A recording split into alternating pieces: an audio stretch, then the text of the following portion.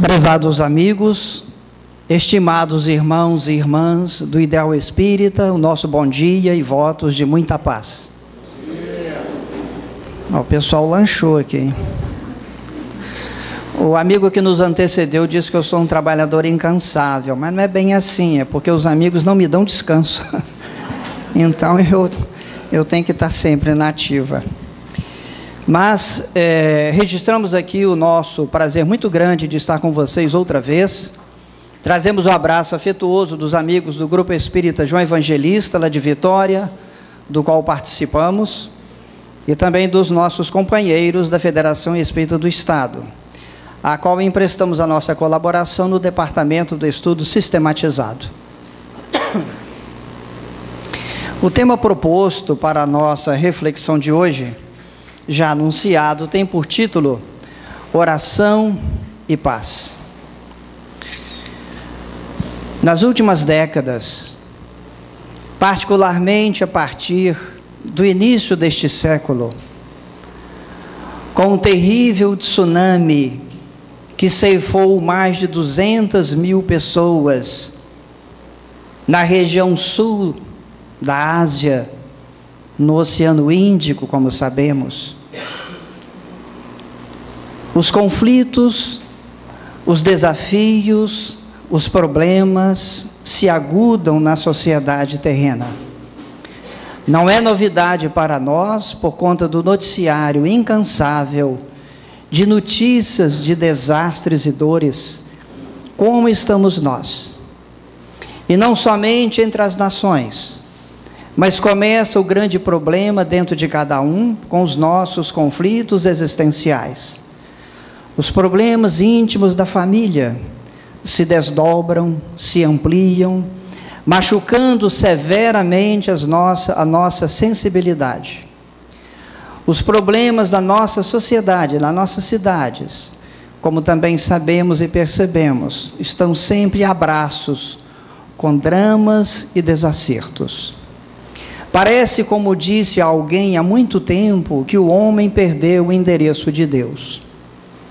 E apesar das conquistas extraordinárias, fascinantes que temos conquistado ao longo do tempo, e particularmente nos últimos 50 anos, em que para o homem o cosmo praticamente é quase um terreno da própria casa, nessas viagens interplanetárias de extraordinária beleza, conquistando e ampliando o conhecimento sobre a realidade do mundo, do cosmo. Penetramos fundo nos mares, conhecendo belezas inimagináveis, mostrando a grandeza da divindade no macrocosmo e no microcosmo.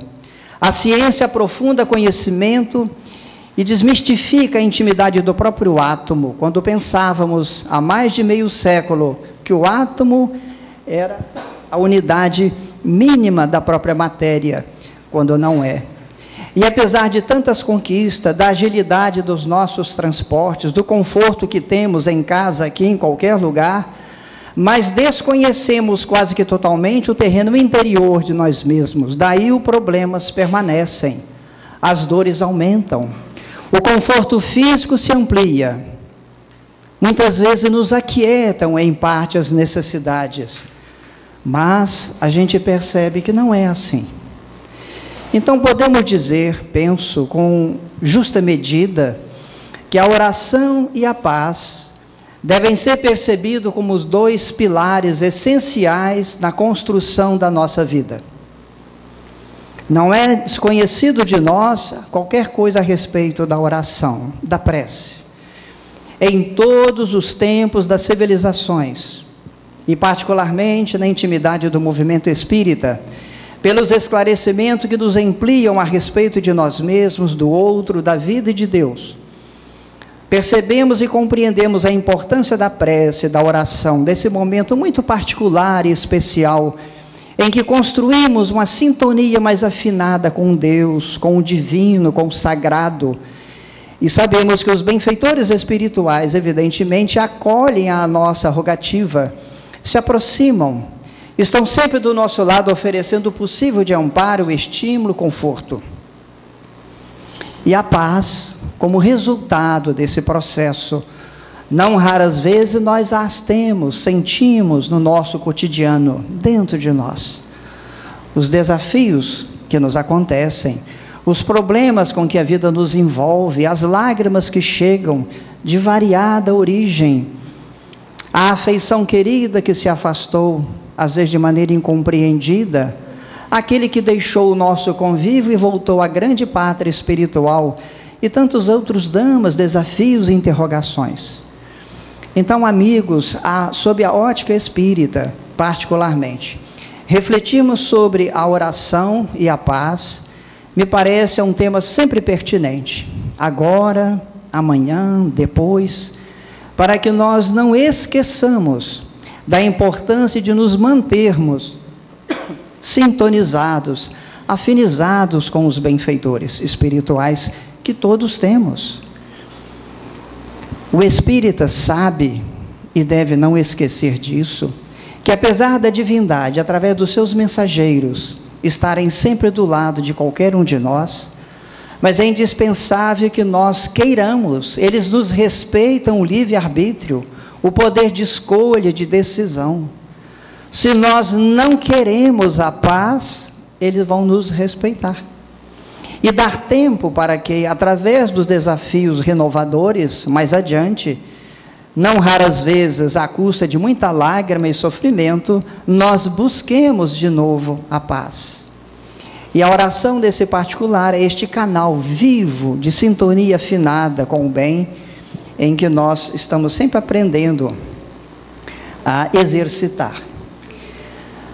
Busquemos de início um apontamento de Jesus que nós encontramos lá em Mateus, no capítulo 6, quando ele nos ensina a orar. E lá está escrito assim: quando quiserdes orar, entrai para o vosso quarto, e fechada a porta, orai a vosso Pai em secreto. E vosso Pai, que vê o que se passa em secreto, vos dará a recompensa.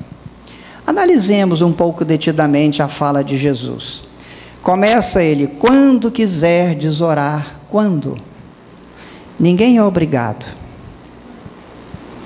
Mas o quando nos sugere um apontamento de que a prece, a oração, ela deve ser feita de forma consciente. E muitos de nós, ou talvez a grande maioria, por motivos, eu diria, óbvios, né? A gente sempre está pedindo ao Senhor. Pedimos paz, pedimos saúde, ou bom emprego, e por aí vai. E é legítimo a gente buscar. Mas não raras vezes esquecemos de enaltecer e louvar a divindade, e mais ainda de agradecer as bênçãos que já nos beneficiam a vida. Para começar, a própria encarnação presente. Até onde eu sei, a fila para reencarnar é imensa. E não vem mais gente, não é por problema de Deus, não, é porque a gente não quer, não é? Nós, as famílias, não queremos mais. Nada de família de 15 filhos, Deus me livre, 2 já está bom. E entre outras questões. Então, quando o mestre nos propõe na sua fala, quando quiserdes, a gente deve ter essa interpretação. Precisamos de tomar a iniciativa, ter a chamada ação proativa, sentir a necessidade, a oportunidade de sintonia com Deus. E mais adiante ele diz: entrai para o vosso quarto e fechada a porta. Que porta? Não é a porta do quarto físico, ou da nossa sala, ou da casa espírita. Pode ser também porque facilita um momento mais quieto, mas esse quarto e essa porta é dentro de nós. É fechar a porta para que os ruídos externos, a gente procure se afastar dele e fazer valer o silêncio interior que se impõe neste momento de sintonia com Deus, com Jesus, com os benfeitores. É figurativo que o mestre precisava de ensinar à época, evidentemente, a feição da parábola. E quando ele fecha o texto, nos parece de excepcional beleza e profundidade, diz ele: porque o vosso Pai que vê o que se passa em secreto vos dará a recompensa. É a fala de Jesus, a recompensa. Gente, recompensa é resposta ao mérito. Recompensa é depois do trabalho exercitado. Por isso que muitos de nós não entendem, às vezes, pedimos tanto, rogamos tanto e a tal da resposta não vem. Sim, mas precisamos de fazer por onde? A divindade, como aprendemos, principalmente com a lucidez da doutrina espírita, nos recomenda ou nos impõe a compreensão de entender que cabe a nós o passo inicial. Ninguém está ao desamparo. Mesmo aqueles de nós que talvez que digam que não acreditam em Deus, que a vida é só aqui, morreu, acabou, não importa. A divindade está sempre do nosso lado. Mas para as conquistas efetivas, profundas, que não são superficiais do ser espiritual que somos, é indispensável esse movimento interior, essa busca sincera. Então, quando ele diz que vos dará a recompensa, vai dar, desde que mereça. Para tirar 10, tem que fazer uma excelente prova. Para comer um bombom, tem que almoçar direito a nossa criança, e assim por diante, não é? Veja como a gente vai ampliando a nossa reflexão. Especificamente sobre a oração, vamos começar a falar sobre a oração. O que eu vou trazer para vocês, oração e paz, são 2 tópicos desse livro, 30 segundos, do Richard Simonetti, que eu conheci há pouco tempo e fiquei encantado. Uma linguagem ágil, rápida, cortês, profunda, que ensina e conforta.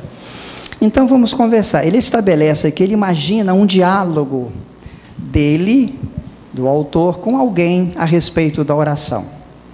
Preste atenção nos detalhes, principalmente no final.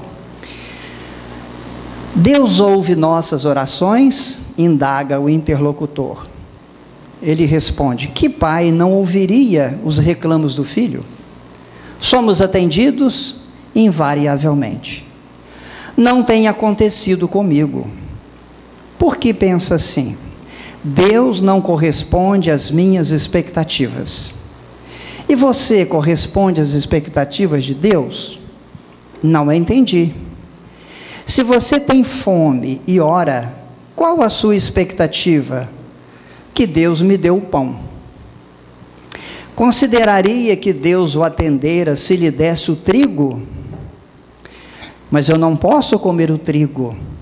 Mas a expectativa de Deus é que você faça o pão. Eu acho fascinante, não é? Quando nós pedimos a saúde, a paz, a harmonia familiar, o progresso natural, desejável e legítimo, é claro que a vida é comprometida com isso. Mas nós precisamos de ser sensíveis e entender a resposta da própria vida. Como aqui nessa figura ilustrativa, né? Consideraria que Deus o atendera se lhe desse o trigo? E o indivíduo, como a maioria de nós, mas eu não posso comer o trigo. Não, mas para Deus, Ele está te dando o trigo para você fazer o pão. Ele não vai te dar o pão pronto. Em outras palavras, a divindade não nos vai oferecer pronta e acabada a felicidade que tanto almejamos. A harmonia íntima tão decantada. A felicidade que queremos. Ela deverá ser construída com os ingredientes que a vida nos oferece. Que ingredientes são esses? Entre outros, o próprio irmão que nos compartilha a experiência de agora. A começar do ninho familiar. Se queremos ser felizes, se queremos ser amados, precisamos de amar primeiro. É a lição de Jesus, é a recompensa. Ame e será amado. Compreenda o outro e será compreendido. Felicite aquele que vence na vida, que tem bom êxito, e a vida também lhe felicitará. A gente esquece de agradecer imensas riquezas que a vida de maneira pródiga nos oferece. Comecemos com a possibilidade do corpo saudável. Podemos ver quando tantos não veem. Podemos falar, cantar, dizer a alguém que a gente ama, quando tantos não podem. Temos a possibilidade de ouvir os sons da natureza, o canto do pássaro, a voz da criança e daquela a quem amamos, e quantos são surdos. Temos as mãos, que dão adeus, abraçam, ajudam, constroem, psicografam, quando tantos não podem. Temos os pés que nos levam aonde a gente quer, caminhamos, saltamos, corremos, brincamos, quando tantos ficam às vezes uma existência inteira num catre, segregados em determinado ambiente. Precisamos de agradecer a bênção da família, dos amigos. Ah, mas a família é tão complicada. Sim, porque você também é complicado, meu amigo. Nós só teremos a família luz quando nós formos luz. E não raras vezes, e aí entra mais uma vez a lucidez da doutrina espírita, há aqueles a quem achamos às vezes complicadores da nossa felicidade, são os nossos companheiros, quando não comparsas de experiências do passado. E aqui a vida, de maneira muito sábia e generosa, nos une outra vez, em outro formato de afeição, de relação afetiva. Hoje você vai ser pai ou mãe, filho ou filha, amigo ou não, exatamente buscando oferecer a cada qual, na justa medida, a possibilidade de reeducar as próprias emoções e sentimentos. Por isso que o objeto talvez maior da doutrina espírita, dizemos que é a educação do ser, ou a reeducação do ser. E com um detalhe, não é para o indivíduo humano, não é somente para nós, a personagem que começamos no berço e terminamos no túmulo. A proposta espírita, à semelhança do Evangelho do Mestre, ela foca o espírito imortal que somos. Por isso vale enquanto estivermos aqui encarnados. Quando todos nós partirmos para a grande realidade espiritual, quando retornarmos certamente também, são os valores que criam substância dentro de nós. Tudo que adquirimos, toda a experiência, principalmente, ou tão somente as boas, as nobres, as dignas, jamais se perde, por isso se evolui, por isso se melhora. Se não for assim, estaria sempre recomeçando do marco zero. Então, amigos, essa reflexão ligeira que o autor nos propõe a respeito da oração é para perceber que nós precisamos dar o contributo pessoal para que a vida, na sua dinâmica extraordinária, perfeita, harmoniosa, atenda os nossos anseios naturais.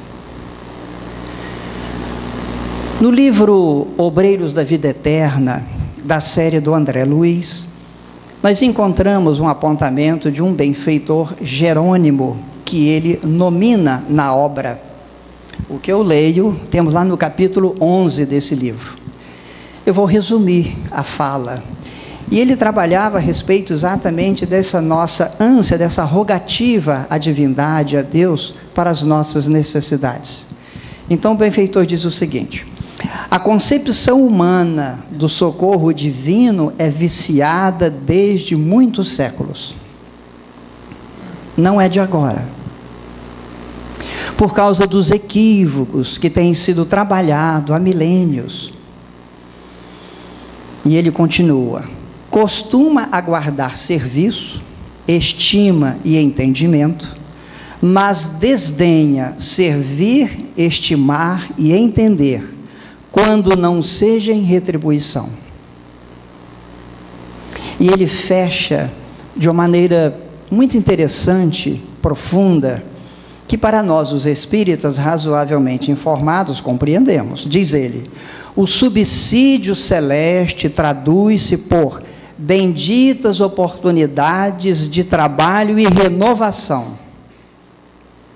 Chega muitas vezes ao círculo da criatura como se foram gloriosas feridas, magníficas dores, abençoados suplícios. E talvez muitos de nós interroguem: mas como? Que Deus é esse? Que Pai amoroso é esse que nos ensinam há milênios? Que nos dão como benefício exatamente trabalho, estímulo, esforço continuado, quando não desafios severos na experiência humana. Mas é a pedagogia da vida. E podemos fazer um paralelo muito ligeiro com as nossas experiências do cotidiano. Existe uma frase muito conhecida, né? que diz o seguinte: as grandes batalhas é que dão as grandes vitórias. A gente acha lindo isso escrito, aí quando a divindade nos impõe isso, a gente não quer, fica zangado, não entende. Então, quando ele nos fala que o subsídio celeste traduz por benditas oportunidades de trabalho e renovação, mas esse trabalho é qualquer tipo de trabalho, não é só o trabalho profissional, não é só o trabalho manual, é o trabalho mental, é o trabalho de renovação dos nossos valores, é o esforço continuado de eu me melhorar, para contribuir para a melhora daqueles que me estão próximos, e essa melhora se estende para a grande sociedade. A dinâmica da vida, aprendemos, funciona assim, como também o contrário. Construamos pessimismo sistemático, movimentamos-nos em clima de angústia permanente, e ela fará o seu serviço, porque foi a opção nossa. A grande questão, irmãos, é o que queremos para nós. Se queremos ser felizes, que é o final de todo o projeto da divindade para com a sua criatura, precisamos de nos movimentar.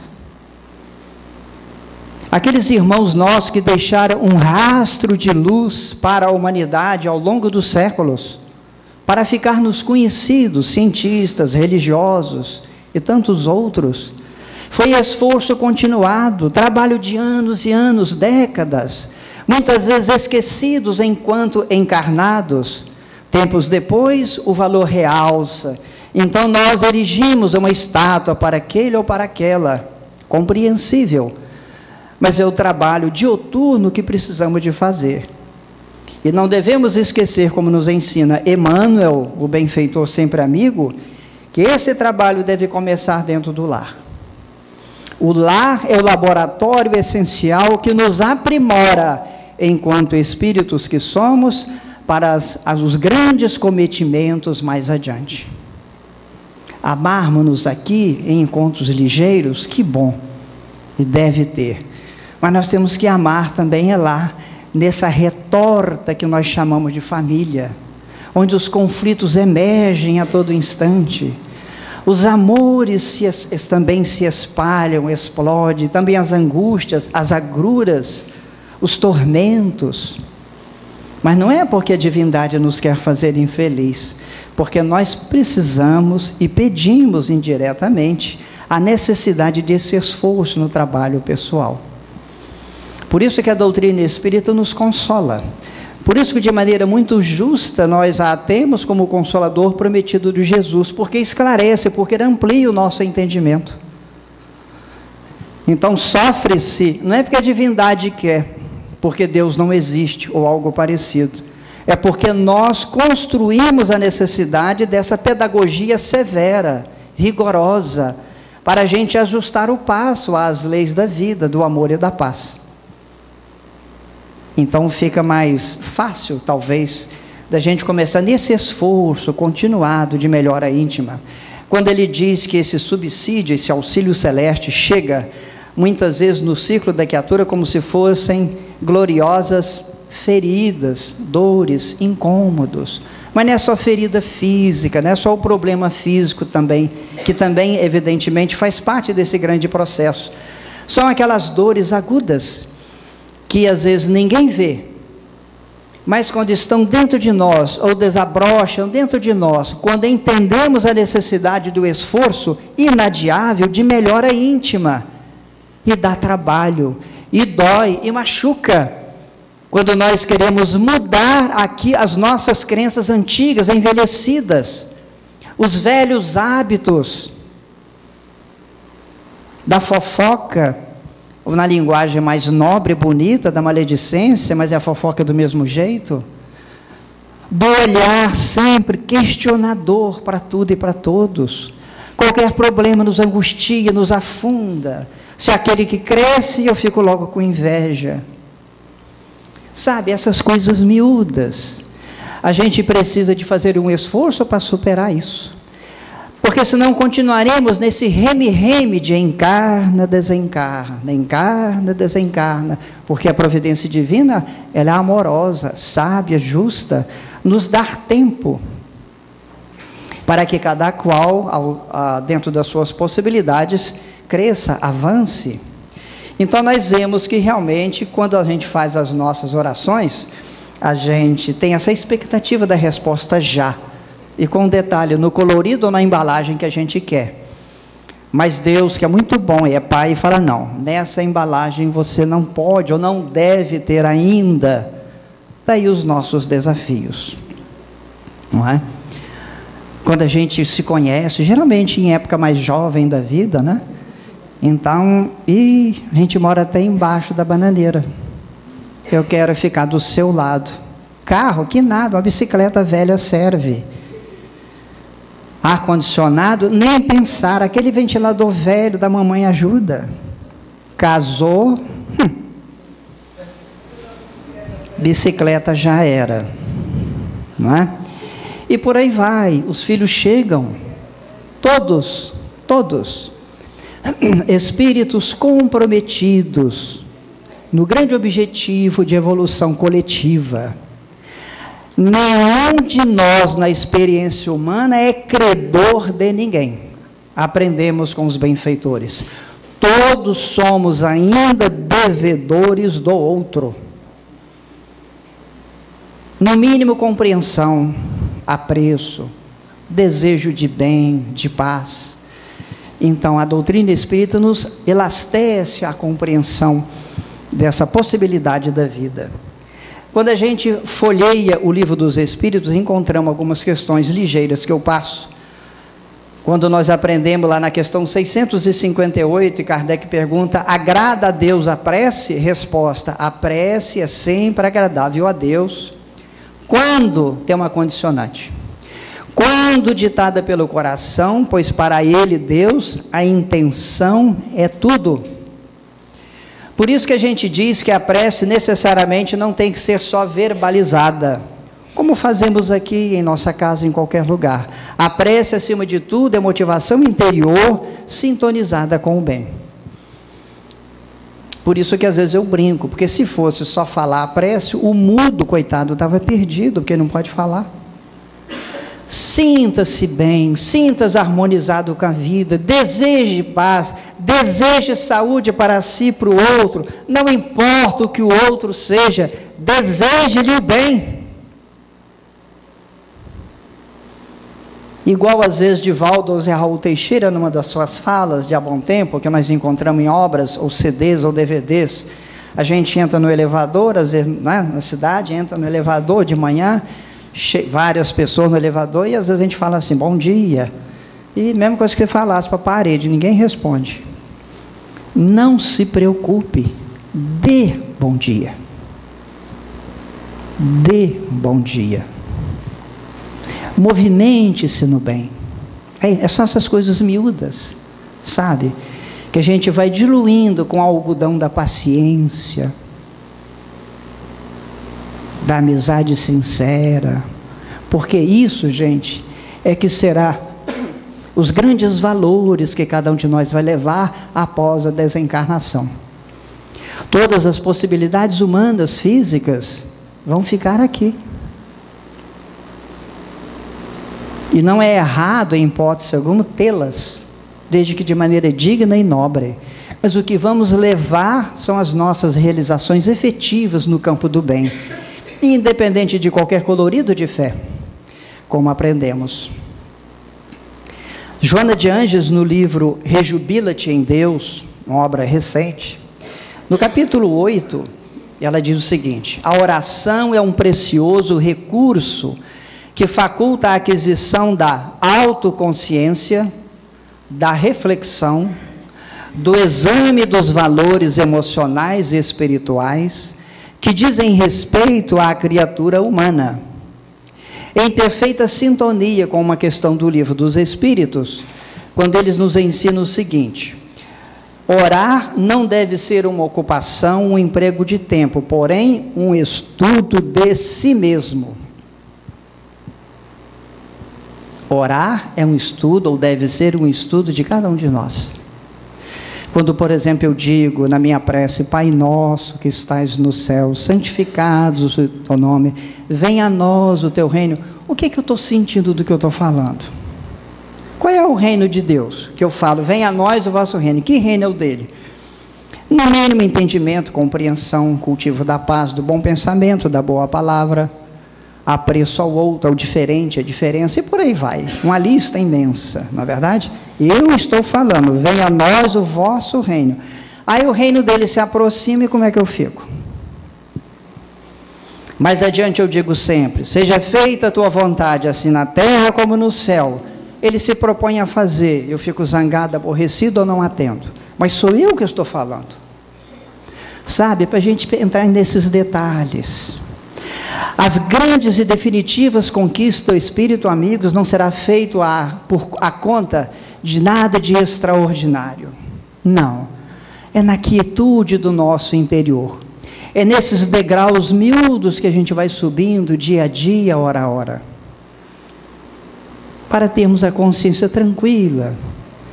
E não cairmos naquela que o saudoso Francisco Cândido Xavier nos alerta, trazendo naturalmente a palavra de Emmanuel, diz ele, invariavelmente, todos nós que desencarnamos, não escapamos da dor de entender a grande perda de tempo quando encarnados.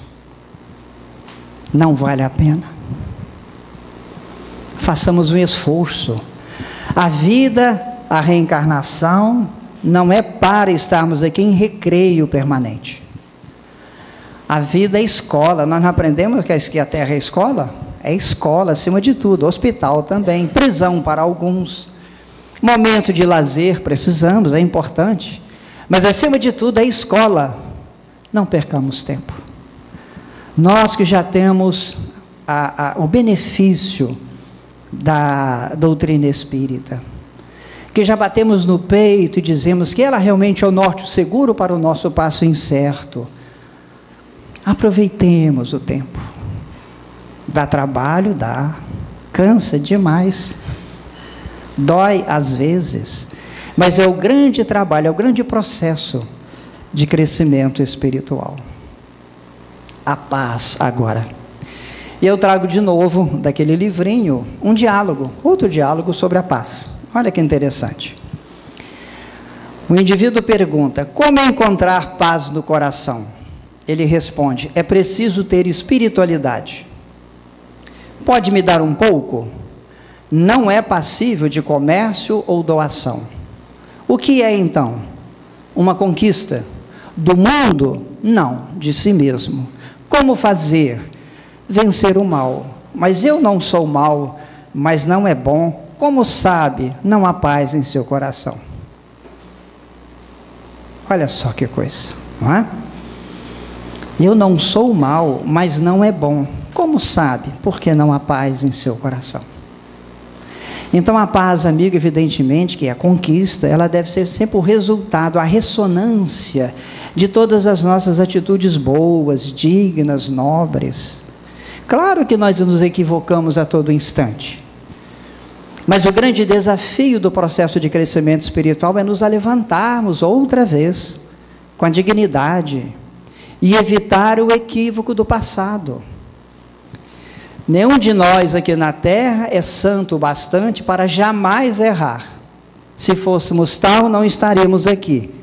Viríamos a cada milênio como mentores da humanidade. Então estamos sujeitos aos equívocos naturais.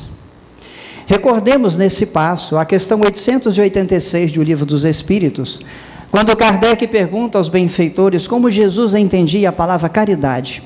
Para mim é uma das questões mais fascinantes como norte para todos nós. E eles respondem, benevolência para com todos, indulgência para com as imperfeições alheias e perdão das ofensas. Isso é que é caridade na sua essência. Que a gente dê também algo àquele que precisa, ao necessitado, é a emergência do socorro, mas com a moldura neste gesto de doar algo, doemo-nos da melhor maneira possível ao outro. Então o exercício, a vivência da caridade é um processo constante de autodoação, para que a gente se afine com o grande projeto de Deus de sermos felizes.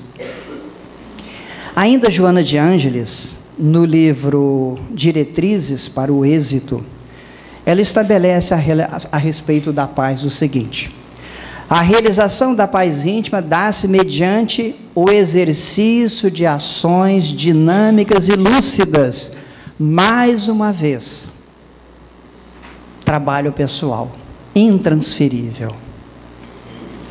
Veja, a casa nos acolhe como agora, nos dá essa oportunidade fascinante do convívio fraterno, troca dos abraços, as expansões afetivas amigas, né? Nos dá o amparo, o norte, o estudo, a leitura, o benefício do passe, da água magnetizada, todos são recursos que eles nos dão. Mas o passo decisivo da melhora íntima é cada um de nós que vai dar. A casa não tem como fazer isso. Deus não faz isso. Por que a casa faria? Por isso que dizemos, vez que outra, que a casa espírita ou a doutrina espírita não tem o objetivo de oferecer a chamada bengala emocional ou psicológica para nós. Oferece apoio, estímulo, amparo, norte, oportunidades, como o próprio Evangelho do Mestre diz, não é? Então ela diz, exercício de ações dinâmicas e lúcidas, ação, movimento, propósito, que trabalham as tendências violentas, transformando-as, essas tendências, na sua constituição, na sua intimidade, e operando novos condicionamentos que o induzem a incessante labor de renovação para melhor, sem cansaço nem desesperação. Em outras palavras, que a gente não se desanime. É um trabalho lento e cada um de nós tem uma velocidade para isso. O ritmo de cada qual de nós é diferente. O que eu consigo fazer em 10 anos, de repente o meu amigo ali faz em 1 ano, em 6 meses.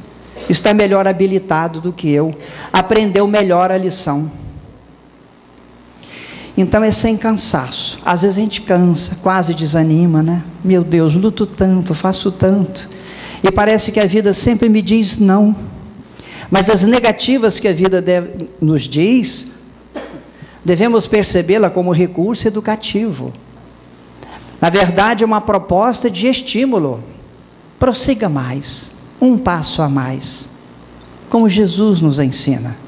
Gosto sempre de lembrar nessa reflexão, vez que outra repito, e aqui também eu faço quando Jesus ensina: pedi e dar-se-vos-á, buscai e achareis, batei e a porta abrir-se-vos-á. Encontramos em Mateus e em outros evangelistas.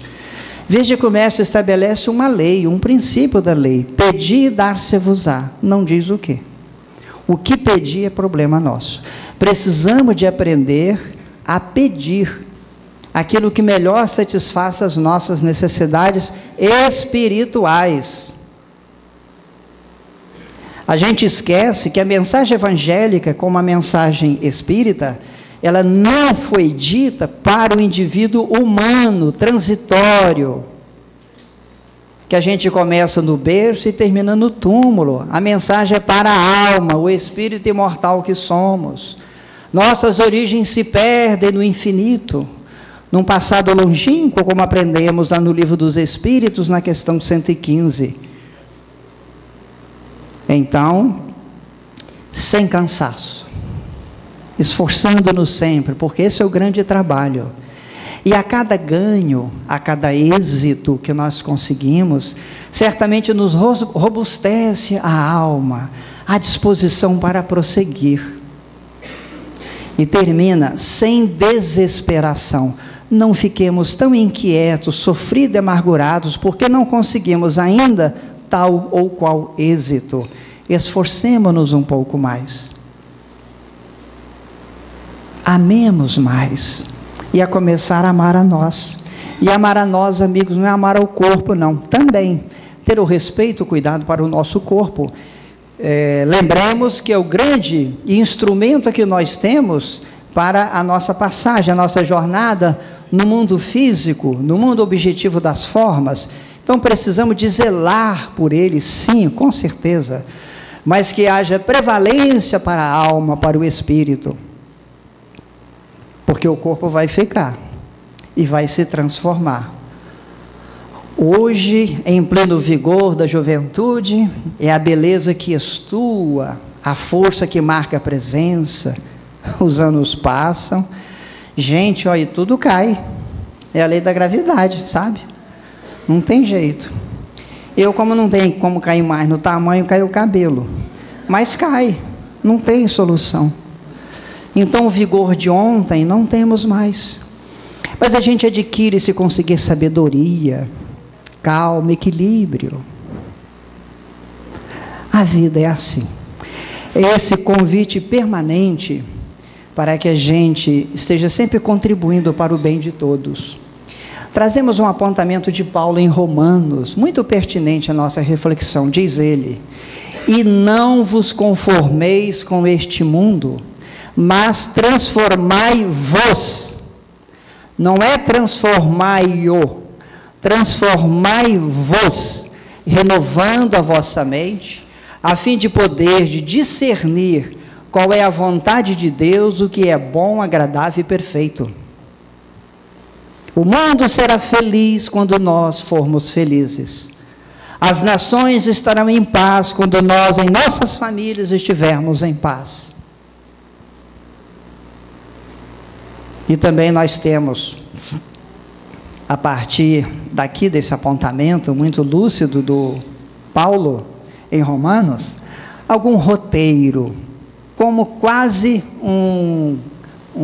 uma receita de bolo, para nos facilitar a construção, a cada passo, dessa desejável paz. Então veja o que nós temos aqui, nesse processo de autoconhecimento. Primeiro, alguns passos. Tudo vejas com naturalidade. E a gente às vezes não consegue. Seja as coisas miúdas, próximas, ou os grandes problemas e dramas, às vezes até internacionais. Me recordo de uma fala de José Raul Teixeira, alguns bons anos. Ele conta num DVD, que fez a sua palestra. O tema, me parece, à época, se reportou também ao grande drama do tsunami. Parece que em 2006, eu acho. 2004, né? 2004, você estava lá. 2004. E ele fez aquela exposição, explicando por que na ótica espírita que aconteceu isso ou aquilo, etc. e tal. E depois da palestra, uma pessoa se aproximou dele para um diálogo ligeiro e conta a ele que essa pessoa chegou assim muito sofrida, sabe? E fez mais ou menos nos seguintes termos uma indagação para o expositor: mas meu irmão Zé Raul, como é que pode uma tragédia dessa? Onde estava Deus? A pessoa era espírita, ele conta. Aí ele responde para ela mais ou menos assim: minha irmã, nós somos espíritas. Não é que sejamos indiferentes ao drama. Vai para casa, descansa, leia mais um pouco da doutrina espírita. Deus está presente, sim. Porque não há como a divindade não estar presente. Evidentemente, esses dramas que convulsionam a sociedade e marcam, claro, marcam a nossa sensibilidade, porque é muito grande. Não sei se vocês prestaram atenção, há pouco tempo conversando com um amigo que trabalha na área de trânsito, ele disse o seguinte: no Brasil, em média, por dia morre de trânsito perto de 100 a 120 pessoas. Como é muito espalhado, a gente nem presta atenção. Mas ele fala, é como se caísse todo dia um avião, aí chama atenção, porque caiu um avião.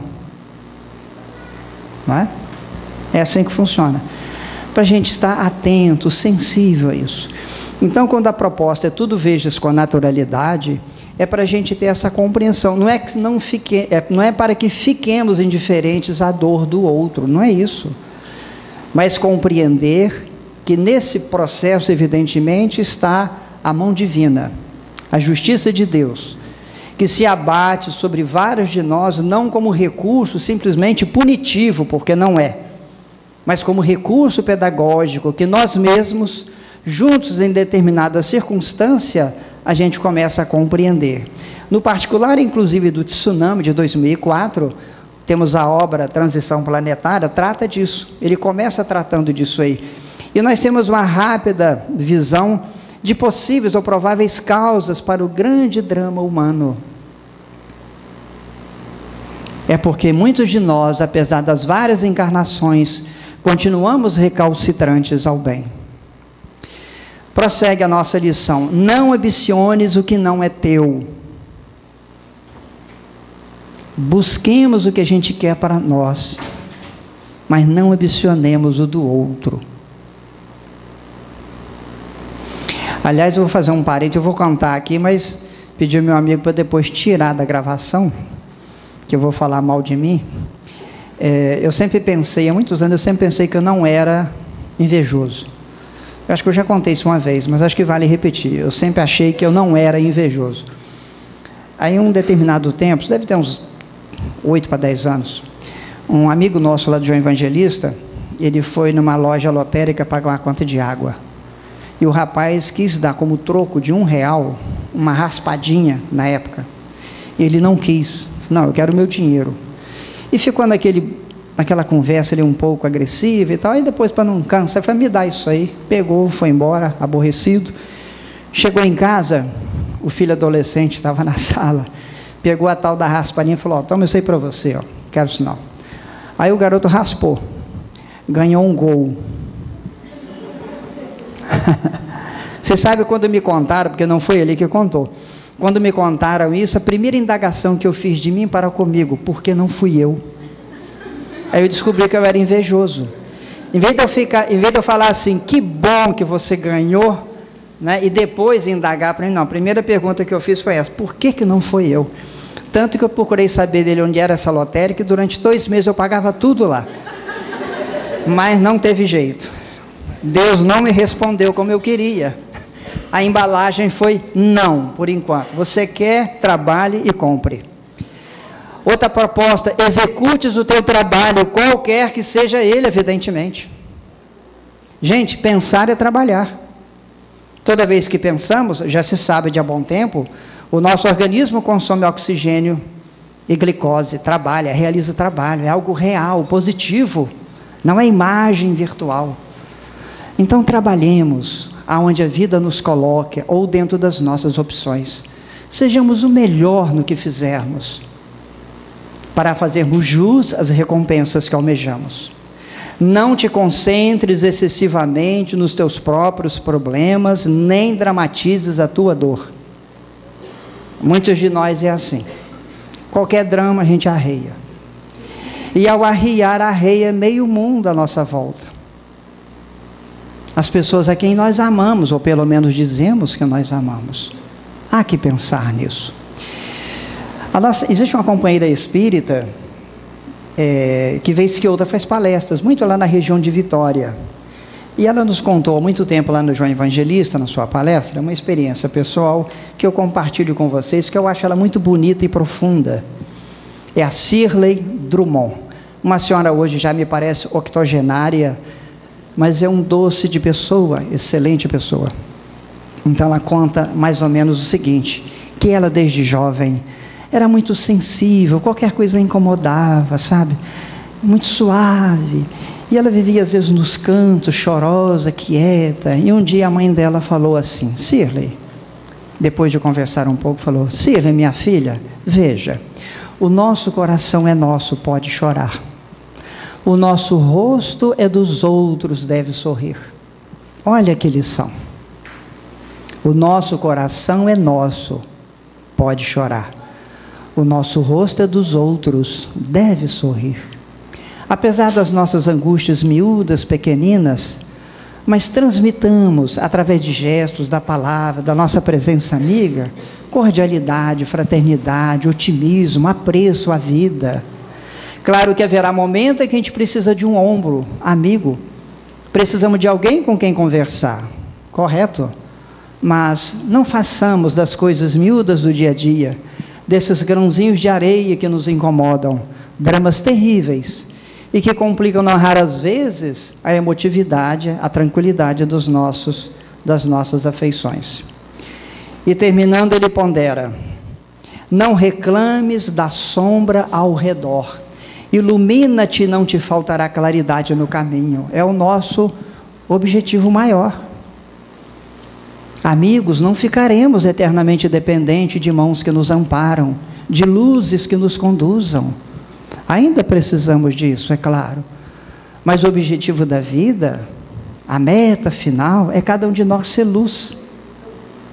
Para que possamos não somente iluminar o próprio passo, mas poder ajudar aquele do lado que anda na retaguarda.